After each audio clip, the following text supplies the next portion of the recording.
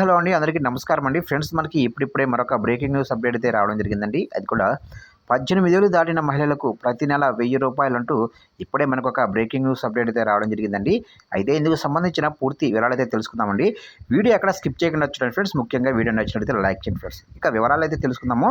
ఇక్కడైతే చూడండి ఫ్రెండ్స్, మనకొచ్చిన అప్డేట్ ప్రకారంగా చూసినట్లయితే ఇక ఢిల్లీ ప్రభుత్వం ముఖ్యమంత్రి మహిళా సమ్మాన్ యోజన పథకాన్ని ప్రకటించారు. 18 ఏళ్లు నిండిన మహిళలందరికీ నెలకు ₹1000 వృత్తి అందజేస్తున్నట్లు ఢిల్లీ ప్రభుత్వం ప్రకటించింది.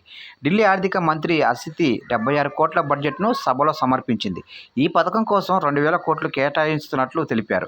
సార్వత్రిక ఎన్నికల ముందుకు ప్రవేశపెట్టిన ఈ బడ్జెట్లో బిజినెస్ బ్లాస్టర్స్ అనే పథకాన్ని విశ్వవిద్యాలయాలు, ఐటీఐలకు విస్తరిస్తున్నట్లు అతిసి ప్రకటించారు.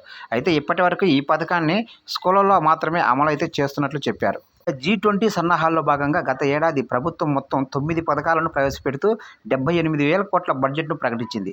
గత ఏడాది ఆర్థిక బాధ్యతలు చేపట్టిన అతిసి మొదటిసారి బడ్జెట్ను ప్రవేశపెట్టారు. ఇక ఈ సందర్భంగా ఆమె విద్యాశాఖ మాజీ మంత్రి మనీష్ సిసోదియా, ఆరోగ్య శాఖ మాజీ మంత్రి సత్యేందర్ జైన్ను గుర్తు చేసుకున్నారు.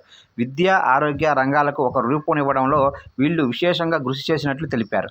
తాజా బడ్జెట్లో విద్యారంగానికి 16,396 కోట్లు, ఆరోగ్య శాఖకు 8,685 కోట్లు ప్రకటించారు. చూశారు కంటే మొత్తం మీదుగా మహిళలకైతే ఇది పండగ లాంటి వార్తని చెప్పుకోవచ్చు. ఏదైతే ఢిల్లీ ప్రభుత్వం మహిళా సమ్మాన్ యోజన పథకాన్ని అయితే ప్రారంభించారో, అయితే 18 సంవత్సరాలు దాటిన మహిళలందరికీ కూడా నెలకొచ్చేసి ₹1000 వారి అకౌంట్లో వేసేందుకు ఈ పథకాన్ని అయితే ప్రకటించినట్లుగా తెలుస్తుంది ఫ్రెండ్స్.